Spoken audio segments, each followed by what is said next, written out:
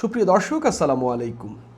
কুষ্টিয়া ৩ আসনের এমপি মুফতি আমির হামজা, যিনি তার বিতর্কিত বক্তব্যের জন্য ব্যাপক ভাইরাল এবং ব্যাপক সমালোচনার মুখে পড়েছেন। সর্বশেষ একটি ওয়াজ মাহফিলে তিনি ৩ জন নারী সংসদ সদস্যকে নিয়ে এত বাজেভাবে মন্তব্য করেছেন, যেটা আবার ওই ৩ নারী সংসদ সদস্যের একজন স্পিকারের কাছে বিচার দিলেন। ওই নারী সংসদ সদস্যের নাম রুমিন ফারহানা। তিনি তার এই বৃহস্পতিবারের সংসদীয় অধিবেশনে তিনি সেই বক্তব্যের কথা উল্লেখ করে, একটা পত্রিকার রিপোর্টের কথা উল্লেখ করে তিনি স্পিকারের কাছে বিচার দেন এবং তিনি এই কদাকার কুৎসিত বক্তব্যের বিচার চেয়েছেন। তখন স্পিকার পাল্টা জবাবে তাকে বললেন, রুমিন ফারহানাকে বললেন যে এই কোনো পত্রিকার রিপোর্টে আসলে সংসদে পয়েন্ট অফ অর্ডার আনা যায় না, আপনি চাইলে নোটিশ দিতে পারেন সেই সংসদ সদস্যের বক্তব্যের পরিপ্রেক্ষিতে। এখন রুমিন ফারহানা যদি মুফতি আমির হামজার ওই বক্তব্যের পরিপ্রেক্ষিতে সংসদে স্পিকারের কাছে যদি নোটিশ দেন, তাহলে তার বিরুদ্ধে কি ব্যবস্থা নেওয়া হতে পারে? তাকে কি বহিষ্কার করার মতো এখতিয়ার রয়েছে কিনা কিছুদিনের জন্য সংসদ থেকে? তার বক্তব্য এক্সপাঞ্জ করা যাবে কিনা? সংসদের বাইরে দেওয়া বক্তব্যের জন্য কি ব্যবস্থা সংসদ তার বিরুদ্ধে নিতে পারে? মুফতি আমির হামজা আগে কি বক্তব্য দিয়েছেন সেটা একটু বলি। তিনি একটি ওয়াজ মাহফিলে বলছেন যে সংসদে তার সিট পড়েছে, যে সংসদ যেভাবে আসন বিন্যাস করে সেভাবে। তো তিনি গিয়ে দেখলেন হচ্ছে তার আশপাশে সব ভুড়িওয়ালা, এবং সংসদে ফারজানা শারমিন পুতুল, সাবেক মন্ত্রী পটলের মেয়ে, তারপরে ফরিদপুর ৩ আসন থেকে নির্বাচিত এমপি নায়াব ইউসুফ, ব্রাহ্মণবাড়িয়া ২ আসন থেকে নির্বাচিত এমপি রুমিন ফারহানা। তারা নিশ্চয়ই ওই ভুড়িওয়ালাদেরকে দেখে ভাবেন যে আমাদের ছেলে মেয়ে হয়, কিন্তু বুড়ি হয় পুরুষদের। অর্থাৎ তিনি এমন কুৎসিতভাবে এই কথাটি উপস্থাপন করেছেন যে বাচ্চা হলে নারীদের ভুঁড়ি বেড়ে যায়, তিনি এই কথাটি বলছেন। তার মানে সংসদে তিনি গিয়েছেন কার ভুঁড়ি কেমন সেটা দেখার জন্য, এবং এটা দিয়ে তিনি আসলে পুরুষ সংসদ সদস্যদেরকে না, ওই নারী সংসদ সদস্যরও বডি শেমিং করেছেন, এবং এমনভাবে করেছেন যেটা আসলে আইনত অপরাধ। এখন প্রশ্ন হইল, সংসদের বাইরে যে বক্তব্য দিলেন এই বিষয়ে কি সংসদ ব্যবস্থা নিতে পারে কিনা? আমরা জানি কোনো এমপি যদি সংসদে কোনো বক্তব্য দেন, বাইরে এই বিষয়ে মামলা করা যায় না। তবে সংসদের বাইরে কোনো এমপি যদি কোনো বিতর্কিত বক্তব্য দেন বা কাউকে কটাক্ষ করে আঘাত করে যদি বক্তব্য দেন, সেটার জন্য মামলা করা যায়। ইতিমধ্যেই ৫ আগস্টের পর যদি জামাত বিএনপির সবচেয়ে বেশি কেউ মামলা খেয়ে থাকেন, সেটা হইলেন এই মুফতি আমির হামজা। আর স্পেসিফিক বললে, নির্বাচনের পর কেউ যদি কোনো এমপি যদি মামলা খেয়ে থাকেন, তিনি হলেন এই আমির হামজা, শুধুমাত্র তার কথার কারণে। এখন রুমিন ফারহানা বিধি অনুযায়ী সংসদে স্পিকারের কাছে নোটিশ দিতে পারেন।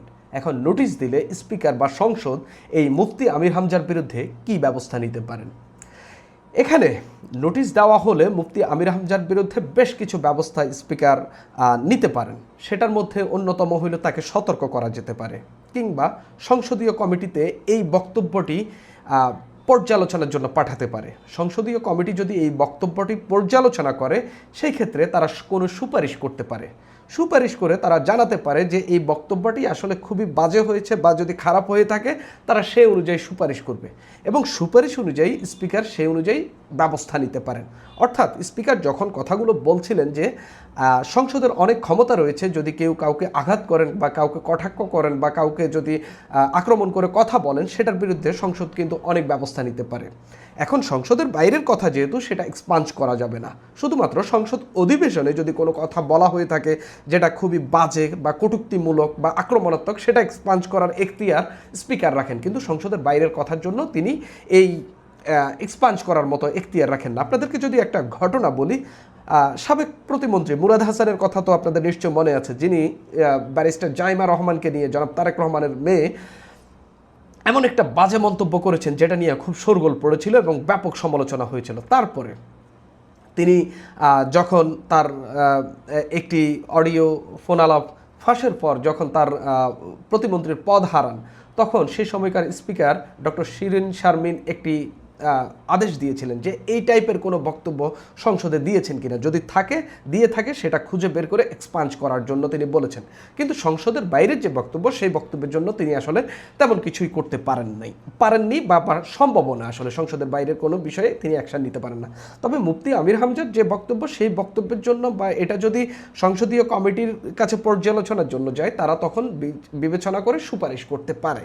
কিন্তু আমার কাছে মনে হয়, যেহেতু প্রথমবার এমপি হয়েছেন মুফতি আমির হামজা এবং তিনি যদি দুঃখ প্রকাশ করেন, হয়তো বা রুমিন ফারহানার নোটিশটাও নাও দিতে পারেন, আবার নোটিশ দিলেও হয়তো তিনি দাঁড়িয়ে হয়তো তার মন্তব্যের জন্য দুঃখ প্রকাশ করে কোনো রকমে প্রথমবারের মতো পার পেয়ে যেতে পারেন। তবে তাকে সংসদ থেকে কিছুদিনের জন্য বহিষ্কার বলেন বা হচ্ছে তার বক্তব্য এক্সপাঞ্জ করেন, এই বিষয়গুলো আসলে এখানে আওতাভুক্ত না। তবে সংসদে দাঁড়িয়ে যদি কেউ এরকম বক্তব্য দিয়ে থাকেন বা দেন বা ভবিষ্যতে দেন বা অতীত দিলেও হচ্ছে সেগুলো এক্সপাঞ্জ হয়েছে এবং কাউকে কাউকে সংসদ থেকে কিছুদিনের জন্য বহিষ্কার করা হয়েছে, কিছুদিনের তাকে সংসদে আসতে মানা করা হয়েছে।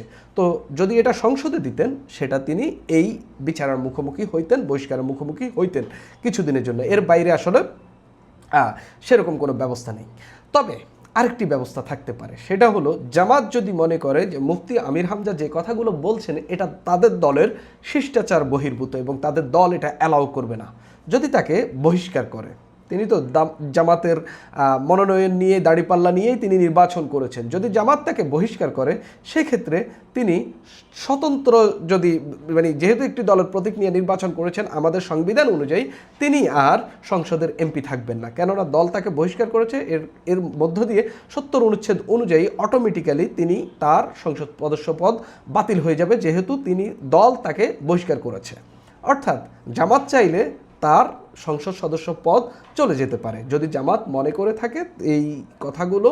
যেহেতু জামাত এর আগেও বেশ কয়েকটি বক্তব্যের জন্য তাকে সতর্ক করেছে এবং জামাত আসলে আমি যেটা জানতে পেরেছি মোটামুটি ফেড আপ ভেতরে ভেতরে মুফতি আমির হামজার এইসব বক্তব্যের জন্য, এবং তাকে সতর্ক করেও আসলে খুব একটা বেশি কাজ হয়নি। এবং জামাত একটা অনুশোচনার মধ্যেও রয়েছে যে এরকম একটা লোককে যে আসলে প্রতিদিনই বিতর্কিত বক্তব্য দিয়েই যাচ্ছে, যাকে কোনোভাবেই লাগাম টানা যাচ্ছে না, সেই লোকটি আসলে তারা নমিনেশন দিয়ে ভুল করেছে কিনা এইসবও হচ্ছে জামাতের নেতাকর্মীরা কেউ কেউ ভাবছেন। আমি অনেককে দেখেছি যারা জামাত করেন এবং ছাত্র শিবির করেন, তারাও এই মুফতি আমির হামজার সমালোচনা করছেন। মুফতি আমির হামজা মানে এমপি হওয়ার পর যেন আরও লাগামহীন হয়ে পড়েছেন। এর আগে তো তিনি অনেক কিছু জাহাঙ্গীরনগর বিশ্ববিদ্যালয়, ডাকসু নিয়ে, ঢাকা বিশ্ববিদ্যালয় নিয়ে, তারপরে এই আরাফাত রহমান কোকো বেগম জিয়ার সন্তান অর্থাৎ বর্তমান প্রধানমন্ত্রী তারেক রহমানের ভাই আরাফাত রহমান কোকোকে নিয়ে এমন খুব কটূক্তি করেছেন। শুধু এদেরকে না, এর বাইরেও অনেকজনকে নিয়ে তিনি কটূক্তি করেছেন। নির্বাচনের পরে তিনি জ্বালানি মন্ত্রী ইকবাল হাসান মাহমুদ টুকু তাকে সরাসরি নাস্তিক বলেছেন, সরাসরি, যেটা আসলে চরম ব্যক্তিগত আক্রমণ। তাও আবার একটা ইসলাম প্রধান দেশে যখন আপনি একজন মন্ত্রীকে নাস্তিক বলছেন, তার সামাজিক অবস্থানটা কই গিয়ে দাঁড়ায় তিনি কিন্তু ভাবেননি একবারের জন্য, তিনি বলে ফেলেছেন। তিনি এমপি নির্বাচিত হওয়ার পর তিনি বলেছেন যে এখন কুষ্টিয়ায় আমি সবার উপরওয়ালা, আমার উপরে কেউ নাই প্রশাসনিকভাবে। অর্থাৎ তিনি ক্ষমতাকে এমনভাবে হোল্ড করতে চাচ্ছেন যেটা আসলে তিনি যে এনজয় করছেন, বা এমপি হয়ে যাওয়ার পর যে কতটা লাগামহীন হয়ে পড়েছেন এবং নিজেকে কতটা শক্তিশালী মনে করা শুরু করেছেন তার একটা বহিঃপ্রকাশ আমরা দেখতে পেলাম। মির্জা আব্বাসকে নিয়ে তিনি যে একটা লোক মুমূর্ষ অবস্থায় মৃত্যুর সঙ্গে পাঞ্জা লড়ছে সিঙ্গাপুরের একটি হাসপাতালে, তাকে নিয়ে তিনি যেভাবে কথা বলেছেন, তিনি বলছেন আবার যেন পাটোয়ারি সেখানে না চলে আসে, তিনি সংসদে দাঁড়িয়ে মাননীয় স্পিকার বলবেন আল্লাহ যেন বাঁচিয়ে রাখে, হাসতে হাসতে এরকম ধরনের কথা বলছেন। অর্থাৎ তিনি এমন এমন কথা বলে যাচ্ছেন যেটা আসলে সংসদ সদস্য সুলভ নয়। এবং একজন এমপি, আমরা আওয়ামী লীগের আমলে অনেক এমপিকে দেখেছি, আমি খুব উদাহরণ হিসাবে দিই ডাক্তার মুরাদ হোসেন, আওয়ামী লীগের ওই আমলটাতে তার চেয়ে জঘন্য বক্তব্য আরও বেশ কিছু জন তার কাছাকাছি ছিলেন, তার সঙ্গে কম্পিট করার মতো ছিলেন, যেমন আহমদ হোসেন নেত্রকোনার এমপি, আওয়ামী লীগের সম্ভবত সাংগঠনিক সম্পাদক ছিলেন। এত বাজে বাজে কথা বলতেন টকশোতে এসে, এত বাজে বাজে কথা বলতেন বিভিন্ন প্রোগ্রামে গিয়ে, কাউকে কোনো পাত্তাই দিতেন না।